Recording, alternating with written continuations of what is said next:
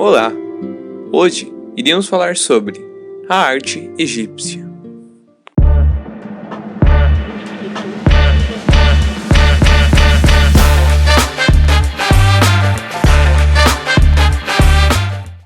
A arte egípcia nasceu há mais de 3.000 anos antes de Cristo e está ligada à religiosidade.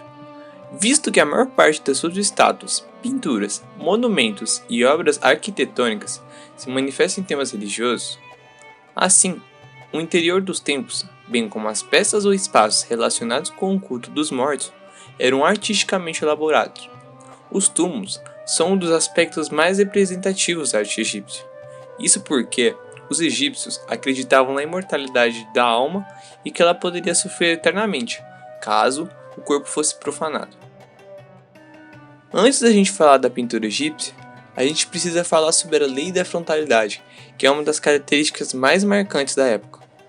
Essa regra determinava que o tronco das pessoas deveria ser representado de frente, enquanto a cabeça, as pernas e os pés serão exibidos de perfil. Os olhos também são retratados de frente. Dessa maneira, a representação cria uma combinação visual, lateral e frontal.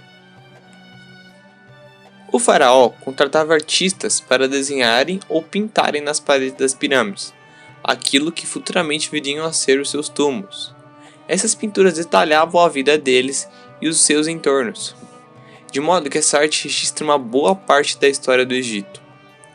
Pinturas de 4.400 anos, encontradas na tumba da sacerdotisa Herpet, representam a sociedade da época. Nessa sociedade, a arte era produzida de forma padronizada e não dava nenhum espaço para a criatividade. Dessa maneira, foi realizada uma arte anônima, pois o importante era a perfeita realização das técnicas executadas e não o estilo dos artistas. A dimensão das pessoas e os objetos não caracterizavam uma relação de proporção e distância, mas sim os níveis hierárquicos daquela sociedade. Assim, o faraó era para sempre o maior dentre as figuras representadas numa pintura.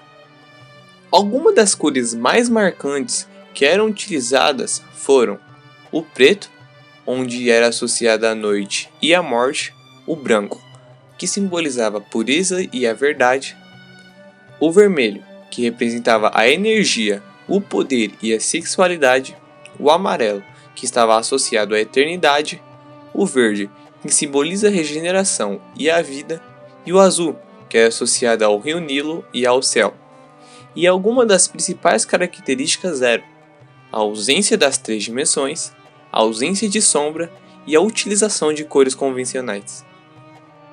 A maior parte das esculturas do Egito Antigo são representações dos faraós e dos deuses, apresentados em formas frontais, estáticas e sem qualquer expressão facial.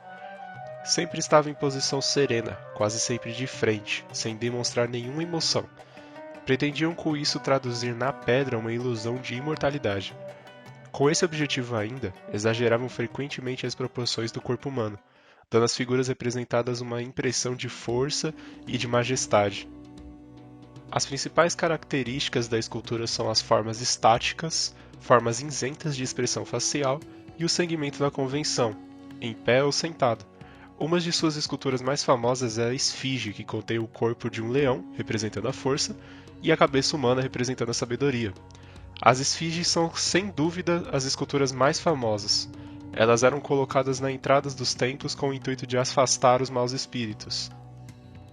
As pirâmides do deserto de Gizé são as obras arquitetônicas mais famosas e foram construídas por importantes reis do Antigo Império, Quéops, Quefren e Miquerinos.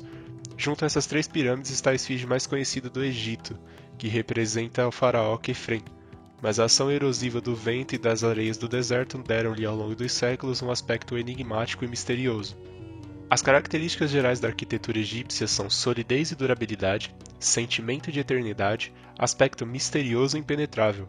As pirâmides tinham base quadrangular, eram feitas com pedras que pesavam em média 2,5 toneladas cada uma. Mediam 10 metros de largura, além de serem admiravelmente lapidadas. A porta da frente da pirâmide voltava-se para a estrela polar, a fim de que seu influxo se concentrasse sobre a múmia. O interior era um verdadeiro labirinto que ia dar na câmara funerária, local onde estava a múmia do faraó e seus pertences. O calcário branco foi utilizado para revestir as pirâmides. Esse foi o episódio Art Tech sobre arte egípcia. Nos vemos no próximo.